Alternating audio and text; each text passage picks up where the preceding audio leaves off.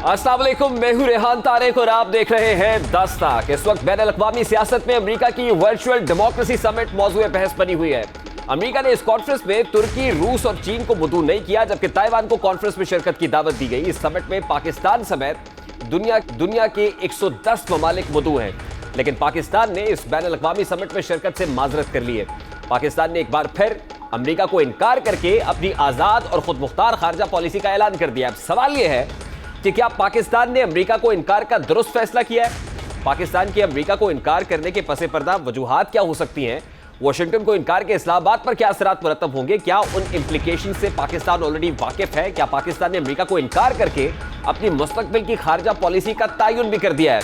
क्या पाकिस्तान का इनकार वन चाइना पॉलिसी है? ऐसे बहुत सारे सवालात हैं जो सर उठा रहे हैं। क्या मसला अफगानिस्तान पर पैदा होने वाली गलत फहमियां इस इनकार की वजह है? डेमोक्रेसी समिट की अगराज़ व मकासद आखिर है क्या? और पाकिस्तान ने अमेरिका को पहली दफा तो ऐसा इनकार नहीं किया, इससे पहले इमरान खान साहब एब्सोल्युटली नॉट कह चुके हैं। अमेरिका का ख्याल है कि पाकिस्तान वाशिंगटन के साथ सिर्फ हाँ करने के लिए जुड़ा हुआ है, उसे जो हुक्म दिया जाएगा वो इस पर सरे तस्लीम खम कर लेगा। लेकिन पाकिस्तान मुतादिद मौके पर अपने मुल्की मफादात को बेहतर तौर पर फौकियत देता रहा है, अमेरिका को इनकार कर चुका है। पाकिस्तान ने अमेरिका का पहला इनकार 1963 में अयूब खान के दौर में चाइना पॉलिसी पर किया था। पाकिस्तान ने जुल्फ़िकार अली भुट्टो के दौर में अमेरिका को दूसरी मरतबा इनकार किया, जब अमेरिका ने 1976 में पाकिस्तान को न्यूक्लियर प्रोग्राम बंद करने का कहा था। पाकिस्तान ने तीसरी मरतबा अमेरिका को इनकार उस वक्त किया जब 1998 में उस वक्त के वज़ीर आज़म नवाज शरीफ ने तमाम तर दबाव मुस्तरद करते हुए एटमी धमाके किए थे। तीनों इनकार के वक्त को अपने मुल्क के मफादात और अमेरिका से ताल्लुकात में किसी एक का इंतखाब करना था। पाकिस्तान ने अमेरिका से ताल्लुकात पर अपने मुल्क की मफाद को तरजीह दी। इसी तरह अमेरिका ने चीन और रूस का समिट में नामुदू करके सर्द जंग के ज़माने की सफारतकारी की याद भी ताज़ा कर दी है। लेकिन पाकिस्तान के इनकार को भरपूर सराहा जा रहा है, क्योंकि पाकिस्तान के अब खित्ते में बहुत कलीदी मफादात हैं। चीन पाकिस्तान में $60 अरब की सरमायाकारी कर रहा है। रूस और तुर्की के साथ भी बेहतर ताल्लुकात हैं। वन रोड मंसूबा पाकिस्तान समेत खित्ते की तकदीर बदलने की सलाहियत रखता है।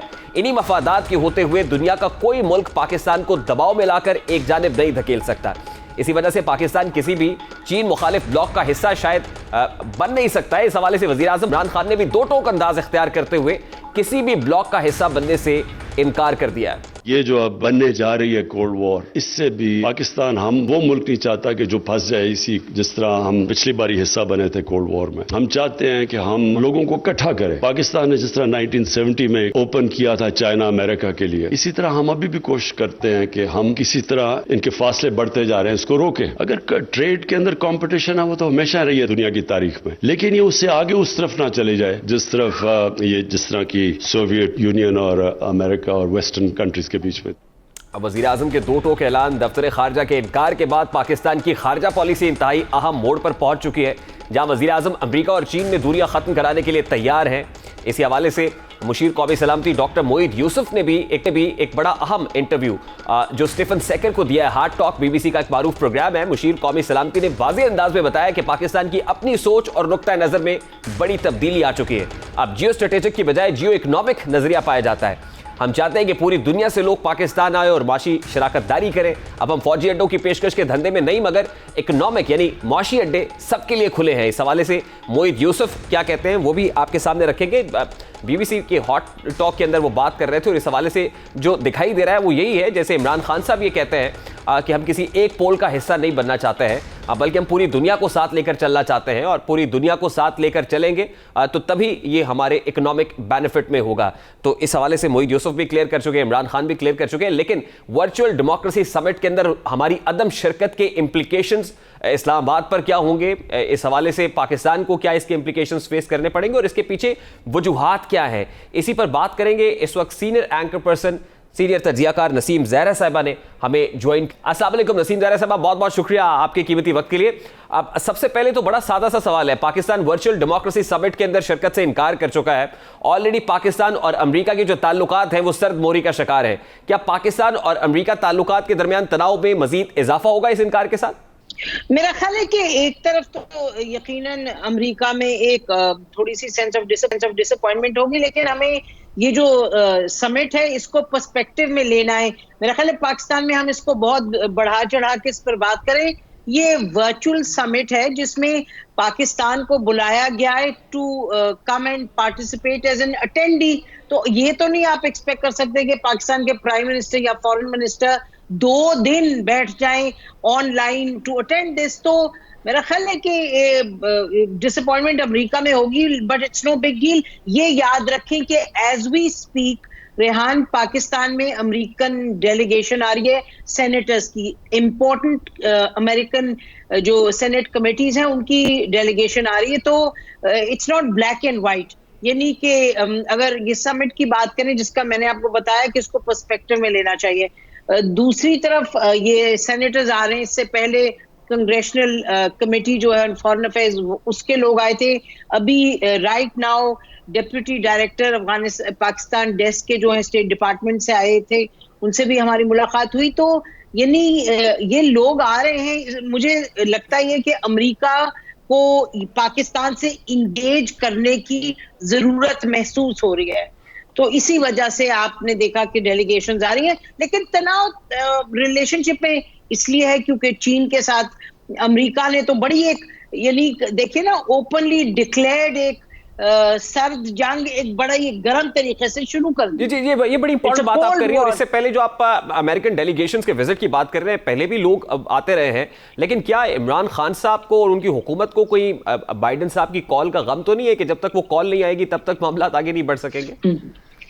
नहीं, मेरा ख्याल है कि मामला तो बड़े, बातचीत भी हो रही है और आपके एनएस से उनके एनएस से भी मिले थे। तो मेरा ख्याल है कि कॉल ना करके बाइडेन अपनी जो सोच का छोटापन है वो दिखा रहे हैं, क्योंकि मेरा ख्याल है, और ये एक और जगह मीटिंग में हम देख रहे थे कि जो फॉरेन पॉलिसी कम्युनिटी है पाकिस्तान की, जो कि नवाज शरीफ साहब के साथ थे, चाहे पीपल्स पार्टी के साथ थे, सबको पाकिस्तान में ये बिल्कुल क्लैरिटी है कि Joe Biden is being childish. देखिए ना, ये एक वो शख्स जो कि फॉरेन रिलेशंस कमेटी को चेयर कर चुके हैं, जो इतना साउथ एशिया आ चुके हैं, तो मतलब कि मैं तो जाती तौर पे आई थिंक कि इस पर फोन कॉल पर बात करना, ये तो एक वर्चुअल डेमोक्रेसी समिट के अंदर बड़े इंपॉर्टेंट कंट्रीज है जिनको मदऊ नहीं किया गया। उसमें टर्की भी है, उसमें चाइना है, उसमें रशिया है, जिसके बाद मजीद सवालात सर उठा रहे हैं। जिस सर्द जंग की, जिस कोल्ड वॉर की बात आप कर रही हैं, यकीनन उसका तासुर मजीद गहरा हो जाता है। तो क्या ये भी पर्सपेक्टिव हो सकता है पाकिस्तान का ये लाइन लेने का?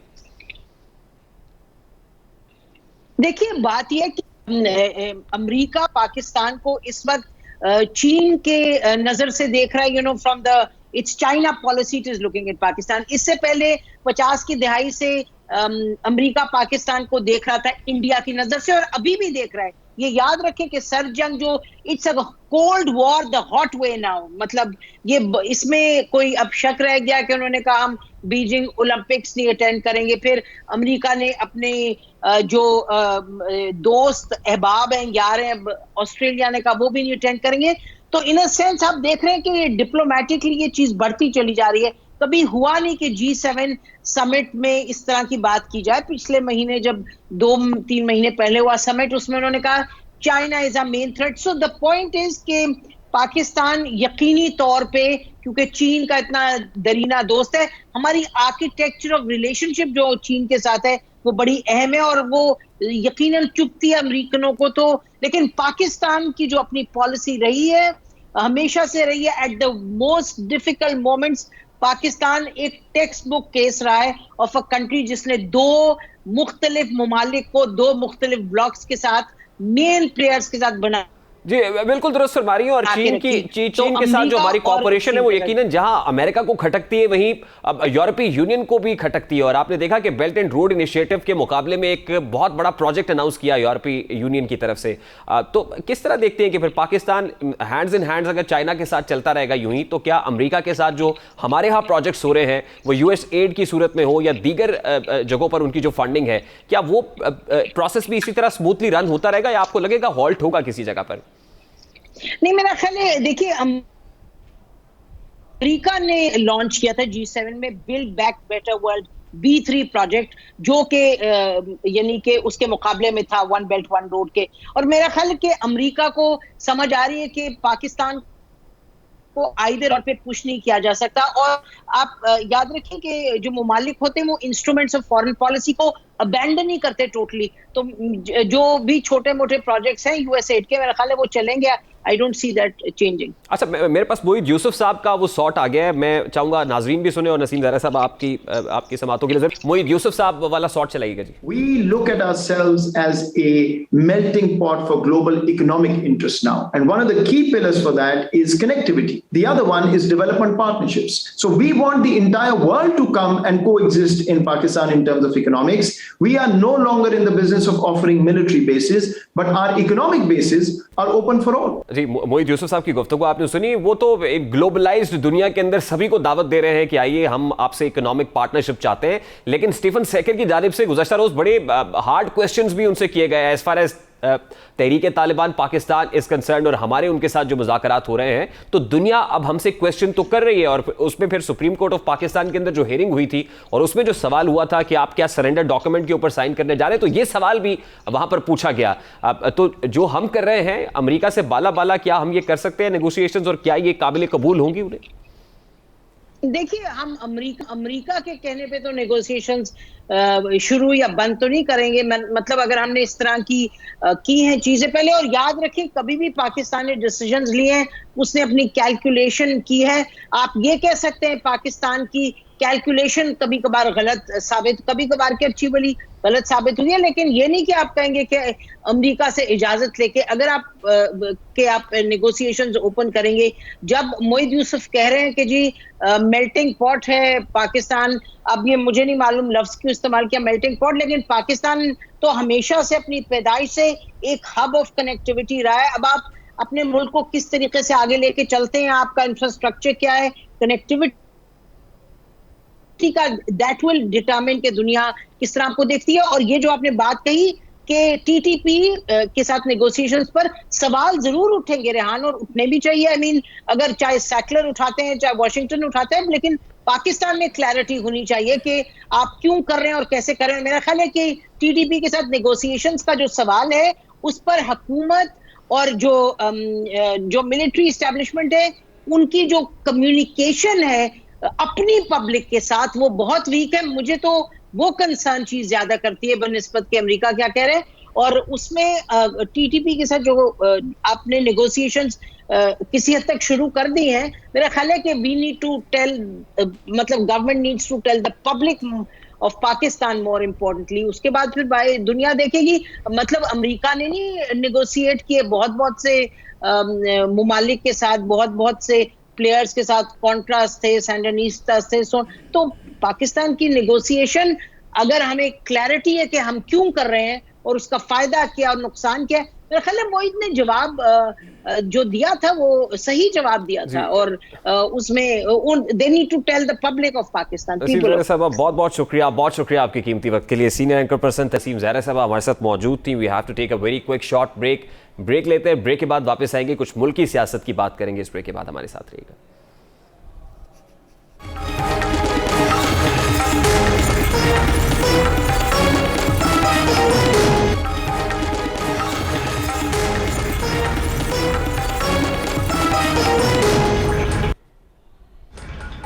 Welcome back. हल्का एन 133 में रिकॉर्ड साज वोट हासिल करने के बाद पाकिस्तान पीपल्स पार्टी और मुस्लिम लीग नून आमने सामने आ गए हैं। साबिक सदर आसिफ अली जरदारी ने साबिक वजीर आजम नवाज शरीफ के बैरून मुल्क जाने पर शदीद तनकीद की, जिस पर पाकिस्तान मुस्लिम लीग नून की जानिब से अपने तहफ़्फ़ुज़ात का इजहार किया जा रहा है। इस धरती में नहीं मरना चाहता, उसको क्या मसला है? पंजाब में इलेक्शन पीपल्स पार्टी के लिए मुश्किल नहीं है, हमारी अपनी कमजोरियां हमारे सामने आती हैं। साबिक सदर के बयान के बाद आज ट्विटर पर जारी बयान में शहबाज शरीफ ने कहा कि जरदारी साहब का नवाज शरीफ के बारे में बयान अफसोसनाक है। मियां साहब की पाकिस्तान के साथ गैर मुतज़लज़ल वाबस्तगी हमेशा नाकाबिले तरदीद रही है। उन्होंने कहा कि नवाज शरीफ को किन हालात में बैरून मुल्क जाना पड़ा आप जानते हैं। हमें ऐसे रिमार्क से गुरेज करना चाहिए, सबको मिलकर मुल्क की बेहतरी के लिए काम करना चाहिए। शहबाज शरीफ तो पाकिस्तान पीपल्स पार्टी पर शिद कर रहे हैं, शकवा जवाब शकवा हो रहा है। इल्जामात और मुज़म्मतों के बीच इस वक्त साबिक सदर आसिफ अली जरदारी का तहर्रुक भी सियासी हलकों में मौजूए बहस है। पीपल्स पार्टी क़यादत अपोजिशन इत्तेहादी पीडीएम को शदीद तनकीद का निशाना बना रही है, और यही तनकीद होने वाली चहमगोइयों को मजीद तक़वियत दे रही है। चेयरमैन पीपल्स पार्टी बिलावल भुट्टो के मुताबिक पाकिस्तान डेमोक्रेटिक मूवमेंट को भी तजवीज़ दी थी कि मजहब और सियासत को आपस में नहीं मिलाना चाहिए, इसको जम नहीं करना चाहिए। लाहौर के ज़िमनी इंतखाब के दौरान पीपल्स पार्टी के खिलाफ प्रोपेगेंडा और ज़िमनी इंतखाब के दौरान कुछ लोगों ने फोटोशूट के जरिए प्रोपेगेंडा किया। इस हवाले से बिलावल भुट्टो जरदारी क्या कहते हैं वो भी आपके सामने रखता है। वो जो सोशल मीडिया पे चल रहे हैं, मैं क्लैरिफाई कर रहा हूँ कि वो फोटोशॉप है। पाकिस्तान पीपल्स पार्टी अपने उसूलों पे खड़ी है। मैंने पीडीएम को भी ये तजवीज़ दी थी कि हम मज़हब को और सियासत का जो हमें मिक्स नहीं करना चाहिए। ऑपोजिशन की इन दो बड़ी जमातों के दरमियान जो शिकवा जवाब शिकवा, इस पर बात करेंगे। इस वक्त सीनियर साफ़ी तज्ज़ियाकार सलीम साफ़ी साहब ने हमें ज्वाइन किया है। अस्सलाम वालेकुम साफ़ी साहब, बहुत बहुत शुक्रिया आपके वक्त के लिए। साफ़ी साहब, सबसे पहले तो ये फरमाइएगा कि इस वक्त पीडीएम बज़ाहिर बंद गली में जाती हुई दिखाई दे रही है, लेकिन ऑपोजिशन की एक बड़ी जमात पाकिस्तान पीपल्स पार्टी बड़ी कॉन्फिडेंट दिखाई दे रही है, खासतौर पर N 133 के इंतखाब के बाद से। क्या वो पत्ते जो पीपल्स पार्टी ने अपने सीने से लगाकर रखे थे अब जाहिर होना शुरू हो गए? नहीं, मेरे ख्याल में ये तासुर अब उसी तरह दुरुस्त नहीं रहा। सियासतदान जितने भी होते हैं वो पत्ते सीने से लगा के रखते हैं, लेकिन इस वक्त ये जो मौजूदा सेटअप है इसका अलमिया ये है कि हुकूमत को हुकूमत करनी नहीं आती जिसको हुकूमत दिलवाई गई है, और अपोजिशन में जिनको धकेला गया है उनको अपोजिशन करनी नहीं आती। पिछले 3 सालों में हमने देखा कि इमरान खान साहब और उनकी टीम की कोई अदा वो हुकूमत वाली नहीं है, और पीपल्स पार्टी और नून लीग की कोई अदा वो अपोजिशन वाली नहीं है। फिर इनमें से किसी एक भी फरीक का महवर और मरकज़ वो अवाम और अवाम के मसाइल या रियासत और रियासत के मसाइल नहीं हैं। जो हुकूमत है वो भी किसी और के सहारे बनी थी और किसी और के ज़रिए चल रही है, और उनको जब परेशानी होती है तो वो सिर्फ उधर से होती है कि जब उनको ये महसूस होता है कि जो लाने और चलाने वाले हैं वो शायद उनसे नाला हुए हैं या नाराज़ हुए हैं। और जो अपोजिशन है तो अपोजिशन में पीपल्स पार्टी पीटीआई के कैंप में चली गई। सलीम साहब, जैसे आपने फरमाया कि हुकूमत को हुकूमत करनी नहीं आ रही, ऑपोजिशन को ऑपोजिशन करनी नहीं आ रही, लेकिन ऑपोजिशन में इस वक्त बेहतर ऑपोजिशन कौन कर रहा है और हालात को बेहतर अंदाज में कैपिटलाइज करता हुआ कौन दिखाई दे रहा है, पीपल्स पार्टी या मुस्लिम लीग नून? नहीं, वो अब पीडीएम में जो मुस्लिम लीग नून है वो भी उनके नक्श कदम पे चल रही है, और उनका एक तो बयानिए का कन्फ्यूजन अपनी जगह पे उन्होंने जानबूझ के रखा हुआ था, और जब भी उनकी बात उस तरह बन जाएगी जिस तरह की पीपल्स पार्टी की बनी हुई है तो मेरे ख़्याल में फिर वो भी इसी रास्ते पे आएंगे। और आसार ये बता रहे हैं कि फैसला कुन वक्त पे शायद नून लीग को पीपल्स पार्टी से भी फिर अच्छा पैकेज मिल जाए। अभी पीपल्स पार्टी में जो लोग शामिल करवाए जा रहे हैं या अगर उनकी एक्टिविटीज़ को सपोर्ट किया जा रहा है तो उसका एक वजह मेरे ख़्याल में वो नून लीग के साथ अपनी बारगेनिंग पोजीशन मजबूत बनाने का भी है, और अगर नून लीग से बात नहीं बनी तो तब पीपल्स पार्टी की दाल गलेगी, लेकिन अगर नून लीग ने अपनी बात बना ली तो फिर उस सूरत में मुझे पीपल्स की दाल गलती हुई नजर वेरी नहीं इंटरेस्टिंग। साफी साहब, आप ये कह रहे हैं कि पाकिस्तान मुस्लिम लीग नून की बात अगर बनी तो क्या पाकिस्तान मुस्लिम लीग नून की बात बनती हुई आपको दिखाई दे रही है, या जितना कॉन्फिडेंट पीपल्स पार्टी है NA 133 के इलेक्शंस के बाद, उससे पहले सेनेट में उम्मीदवार लाना, चेयरमैन सेनेट के लिए कराना चाहते थे कंटेस्ट, लेकिन ऑपोजिशन लीडर के तौर पर उनको इलेक्ट करा लेना, आपको लगता है कि पाकिस्तान मुस्लिम लीग नून की बात बन जाएगी या पीपल्स पार्टी इसी कॉन्फिडेंस के साथ सोलो फ्लाइट जारी रखेगी? नहीं, एक तो ये है कि पाकिस्तान की सियासत के आने वाले कल के बारे में कोई प्रेडिक्शन नहीं की जा सकती और ना कोई तज्जिया किया जा सकता है, क्योंकि तज्जिया उस सूरत में किया जा सकता है जब गेम के उसूल मालूम हो, कवायद मालूम हो। पाकिस्तान में इस वक्त ये रियासत जिस तरीके से चल रही है ये चंद शख्सियात की सोच और उनकी ख्वाहिशात के गिर्द घूम रही है। न पार्टियों के अंदर जमहूरियत है और ना मुल्क में उसी तरह की आइडियल जमहूरियत है। तो वो उन अफराद की क्या सूरत हाल कल बनती है, उनकी सोच क्या बनती है, अभी भी मुस्लिम लीग नून के जो मामलात हैं और उनसे अगर कोई राब्ते हो रहे हैं तो वो सिर्फ शरीफ फैमिली के सिलेक्टेड अफराद तक ही महदूद हैं।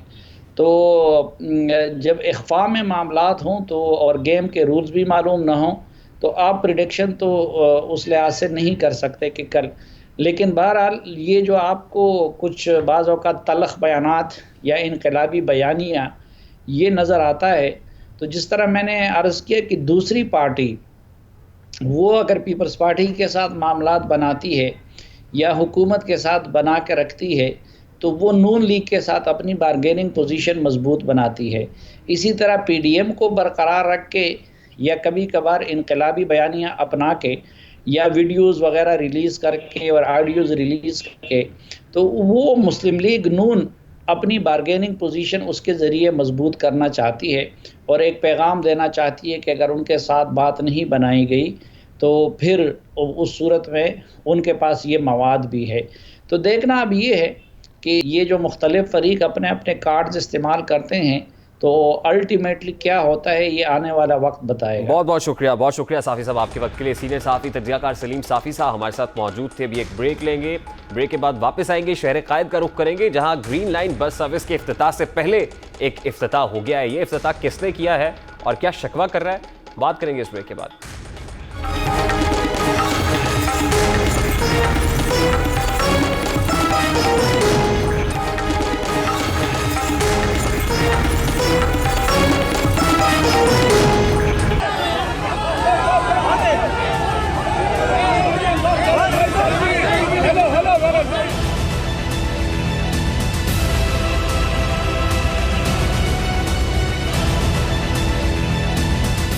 शहर कायद के बासियों का बेहतरीन पब्लिक ट्रांसपोर्ट का बड़ा ख्वाब शर्मिंदा ताबीर होने से कबल ही तनाज़े का शिकार हो गया है। 26 फरवरी 2016 में 18 किलोमीटर ट्रैक के लिए 16 अरब रुपए मख्तस किए गए। तवक्को थी कि इस मंसूबे के जरिए 25 लाख अफराद को रोजाना सफरी सहूलियात मैसर आएंगी। पाकिस्तान मुस्लिम लीग नून के दौरे हुकूमत में मंसूबे पर काम तेजी से जारी था, मगर तहरीक इंसाफ के दौरे हुकूमत में ग्रीन लाइन मंसूबा सुस्त रवि का शिकार रहा। अब 5 बरस के बाद वज़ीर आज़म इमरान खान जुमे को यानी कल इस मंसूबे का इफ्तिताह करेंगे। वज़ीर आज़म इस मंसूबे का इफ्तिताह करेंगे कि जिसका जो ट्रैक है वो मुनासिब देखभाल ना होने की वजह से खस्ता हाली का शिकार दिखाई दे रहा है। टिकट घर और स्टेशन धूल मट्टी से अटे हुए हैं और मुसाफिरों के लिए दाखिली और खारजी दरवाजे भी अच्छी हालत में नहीं हैं और ये तमाम तर मनाजिर इस वक्त आपके सामने है।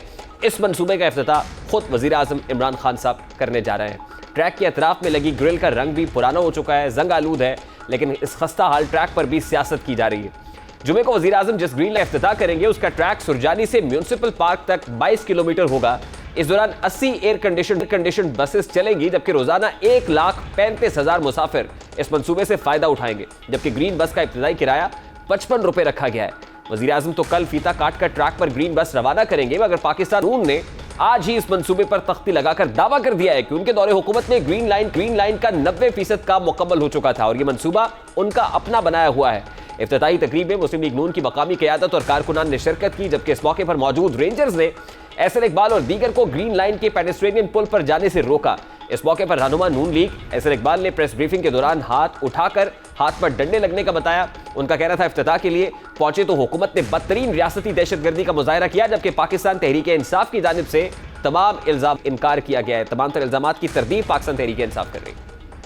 मुस्लिम लीग नून की हुकूमत खत्म हुई है तो ग्रीन लाइन का इंफ्रास्ट्रक्चर मुकम्मल तौर पे ले किया जा चुका था। बसों की प्रोक्योरमेंट और स्टेशंस का कुछ सामान जो है इंस्टॉल होना बाकी था। 6 नहीं तो 8 महीने में मुकम्मल हो जाना था। इन्होंने 3.25 साल उस पे लगाए। हमने आज अलामती इफ्तिताह इसलिए किया है जो इसके जायज हकदारान हैं वो इसका इफ्तिताह करें। जिस चीज का इफ्तिताह कल इमरान खान करने आ रहे हैं वो तोहफा है मियां मोहम्मद नवाज शरीफ का, और आज उसका हमने इफ्तिताह कर दिया है। आपको यहाँ आने की जरूरत नहीं है, इफ्तिताह हो चुका है। जिन्होंने इफ्तिताह करना था उनकी आप तख्ती ना हटाएं आके।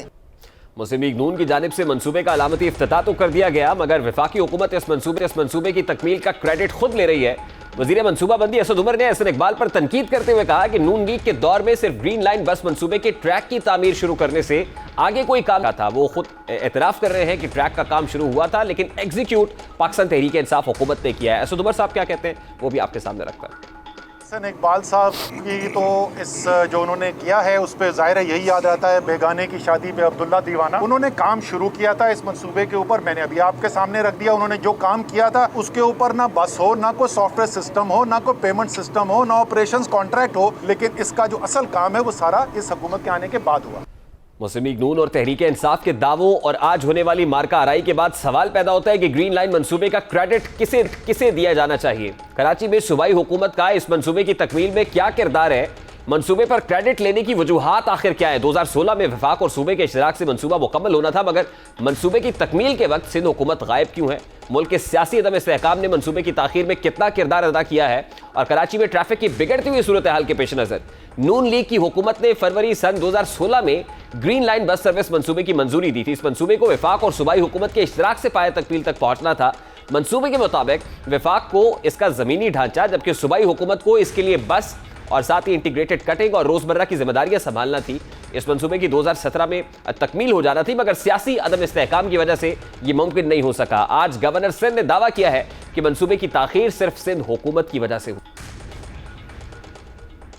हुआ क्या 18वीं तरमीम के बाद सेंटर से आके सूबे को रोक गया और बेइंतहा पावर सारे सूबे को ट्रांसफर हो गए, और सूबे ने जो नीचे ट्रांसफर करने थे वो नहीं किए। 15 दिन के ट्रायल पीरियड पे ये बसें चलेंगी। 25 दिसंबर को कायदे-ए-आज़म मोहम्मद अली जिन्ना बर्थडे के दिन ये बसों का बाकायदा आगाज हो जाएगा, जिसमें आप और हम टिकट लेकर सफर कर सकेंगे।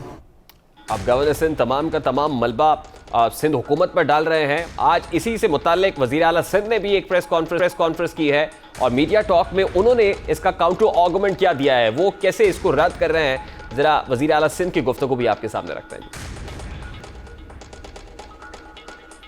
बनाई, फेडरल गवर्नमेंट ने बनाई है। 90% काम जो स्ट्रक्चर का था वो पाकिस्तान मुस्लिम लीग नून की गवर्नमेंट में नवाज शरीफ साहब ने 2015 में कहा था कि 1 साल में बन जाएगी। 2015 आज है 2021, 6 साल लगे हैं इसको। इसी पर बात करेंगे। इस वक्त कराची से पाकिस्तान मुस्लिम लीग नून के रहनुमा निहाल हाशमी साहब हमें ज्वाइन कर रहे हैं। अस्सलाम वालेकुम निहाल साहब, बहुत बहुत शुक्रिया आपके वक्त के लिए। निहाल साहब, सबसे पहले तो फरमाइएगा कि आज जो पाकिस्तान मुस्लिम लीग नून ने किया, ये एहतजाज था, अलामती इफ्तिताह था, और फिर ये भी कहिएगा कि असद उमर साहब तो कह रहे हैं कि पाकिस्तान मुस्लिम लीग नून बिल्कुल ऐसे ही कर रही है जैसे बेगानी शादी में अब्दुल्ला दीवाना। देखिए, जब ये मेट्रो बस का इफ्तिताह हुआ था, it was my brain child. मैंने उस वक्त सेनेट के तौर पे और पार्टी के सूबाई जनरल सेक्रेटरी के तौर पे मैंने प्राइम मिनिस्टर से रिक्वेस्ट किया था कि सर, आपने जहां मुख्तलिफ सूबों को दिया है मेट्रो बस, हमें भी दें।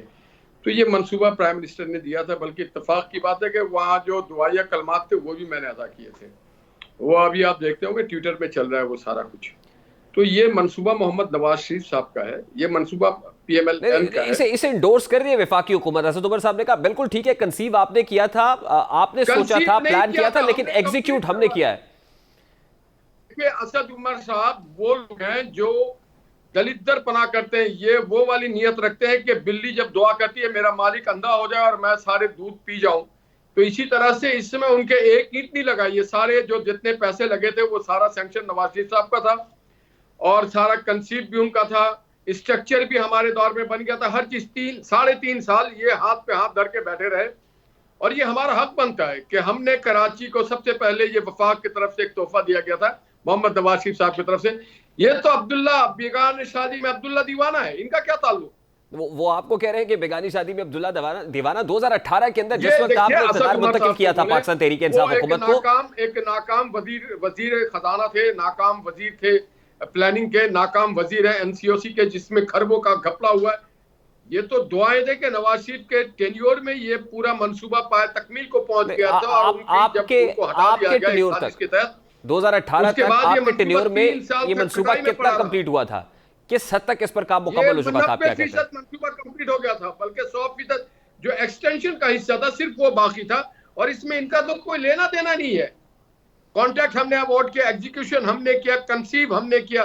तो हम समझते हैं कि वो सारे मंसूबे जो मोहम्मद नवाज शरीफ साहब के वक्त में बनाए गए थे, उसको मोहम्मद नवाज शरीफ साहब के नाम की तख्ती लगनी चाहिए। जब इफ्तिताह और कंसीव और ब्रेकिंग हुई, सारा कुछ हमारे वक्त का था।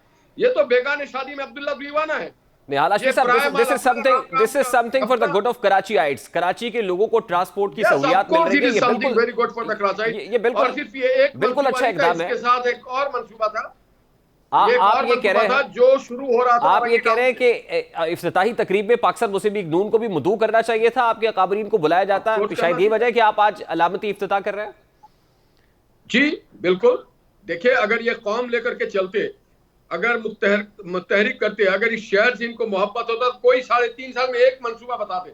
नवाज शरीफ ने तो सिर्फ मेट्रो बस नहीं दिया है, यहाँ पे लियारी बाईपास को कंप्लीट किया, यहाँ पे 1300 मेगावाट का बिजली घर बनाया जिससे बिजली आज मिले, यहाँ पे K4 का मंसूबा दिया, यहाँ से कराची हैदराबाद मोटरवे बनाया, बेशुमार मंसूबा कराची में मोहम्मद नवाज शरीफ साहब ने दिया। और ये जो शहर के अंदर मंसूबा है ये भी मोहम्मद नवाज शरीफ साहब का मंसूबा है। आज वफाकी हुकूमत, खुद असद उमर साहब ये कह रहे हैं कि आइए ऑरेंज लाइन पर बैठते हैं, कंसेंसस डेवलप करते हैं, आगे बढ़ते हैं, कराची को आगे लेकर चलते हैं। उनके इस ऑफर को कैसे देखते हैं आप? नहीं जी, ये ऑफर नहीं, ये धूल झोंकना आंखों में। ये 3.5 साल में क्या दिया? एक फूटी कौड़ी बता दे, एक फूटी कौड़ी, एक मंसूबा, एक पार्क, एक लैपटॉप, एक स्कॉलरशिप, एक नौकरी, एक सड़क, एक अस्पताल, एक कॉलेज, एक स्कूल बता दे तो हम मान जाएंगे। एक चीज बता दे, कोई एक चीज। निहाल हाशमी साहब, कराची ट्रांसफॉर्मेशन प्लान 1100 अरब रुपए की बात होती है, आते ही 262 अरब रुपए डेडिकेट करने की बात की गई और कहा यह गया कराची ट्रांसफॉर्म होने जा रहा है। और जो प्रोजेक्ट्स विफाक कर रहा है एग्जीक्यूट, और फिर विफाकी हुकूमत ने तो सिंध हुकूमत को भी नहीं दिया इसलिए कि वो बेज़ाब्तगियां ना हो जाए, रेगुलरिटीज ना हो, स्कैम्स ना सामने आए, खुद इसकी निगरानी की है और खुद रकम लेकर सर्व की है।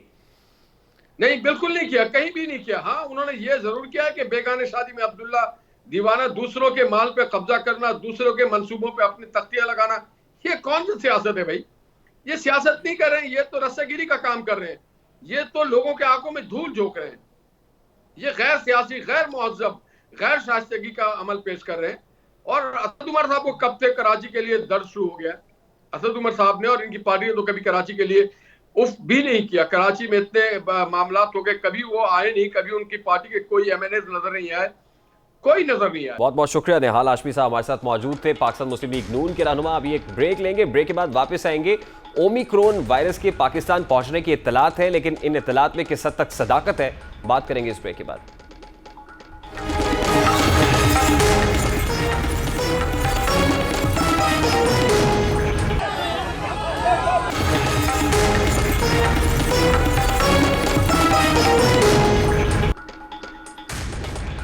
Welcome back. शहर कायद से आज सुबह एक तशवीशनाक खबर सामने आई जिसमें दावा किया गया है कि कराची में खातून में कोरोना वायरस का ओमिक्रॉन वेरिएंट तशखीस हुआ है। मुतासरा खातून की कोई भी ट्रैवल हिस्ट्री नहीं थी। इस खबर के सामने आने के बाद मुल्क भर में इस्तराब सा फैल गया। ताहम कौमी इदारा सेहत ने इन तमाम तर खबरों की तरदीद कर दी है। इस हवाले से एक ट्वीट में कौमी इदारा सेहत का कहना है कि कराची से रिपोर्ट ओमिक्रॉन वेरिएंट के मुश्तबा केस की ताहाल तस्दीक नहीं हो सकी है। इस सिलसिले में मुकम्मल जीनोम सीक्वेंसिंग टेस्ट होना बाकी है, जिसे नमूना हासिल करने के बाद अंजाम दिया जाएगा। कौमी इदारा सेहत ने आवाम से पुरजोर अपील की है कि आलमी हालात की रोशनी में आवाम से पुरजोर अपील करते हैं कि वो जल्द अज जल्द वैक्सीन लगवाएं। सवाल यह है कि क्या पाकिस्तान में ओमिक्रॉन वेरिएंट दाखिल हो चुका है? ओमिक्रॉन वायरस कितना खतरनाक है? वायरस की किस्म कितनी खतरनाक होती है? पाकिस्तान इस वायरस से निपटने के लिए क्या इक़दामात उठा रहा है? क्या पाकिस्तान ओमिक्रॉन वायरस को रोक पाएगा? वैक्सीन ओमिक्रॉन वायरस के खिलाफ कितनी असर अंगेज है? आलमी इदारा सेहत का कहना है कि कोरोना का ओमिक्रॉन वेरिएंट भारत से सामने आने वाले डेल्टा वेरिएंट से ज्यादा खतरनाक नहीं है। माहिरीन का कहना है कि इब्तदाई जायजे के मुताबिक ओमिक्रॉन डेल्टा के मुकाबले में शदीद बीमारी का सबब नहीं और ओमिक्रॉन के खिलाफ मौजूदा वैक्सीन के नाकाम होने का इम्कान भी नहीं है। ताहम माहिरीन ने यह भी कहा है कि ओमिक्रॉन से मुताल्लिक ये इंतहाई इब्तदाई जायजा है, इसलिए हमें बहुत मोहतात होने की जरूरत है। आलमी इदारे सेहत के सेकंड इन कमांड माइकल राइन का कहना था कि इस बात का बहुत कम इम्कान है कि कोरोना वैक्सीन ओमिक्रॉन पर बिल्कुल भी असर नहीं करेंगी, बल्कि कोरोना के तमाम वेरिएंट्स के खिलाफ सबसे मौसर हथियार वैक्सीन लगवाना ही है। हुकूमत पाकिस्तान ओमिक्रॉन वायरस को पाकिस्तान रोकने के दावे तो कर रही है, मगर पाकिस्तान के पास मौजूदा टेस्टिंग किट्स डेल्टा वेरिएंट ही की तशखीस करने की सलाहियत रखती हैं। ज़रूरत इस अमर की है कि कैपेसिटी बिल्डिंग पर फोकस किया जाए और फिर पब्लिक को भी जल्द अज जल्द वैक्सीनेशन कराने की जरूरत है, मोहतात रहने की जरूरत है, SOPs पर अमल करने की जरूरत है। प्रोग्राम का वक्त अपने इख्तिताम को पहुंचा है। आपसे मुलाकात होगी इंशाल्लाह कल। आप तो रखिएगा खैर।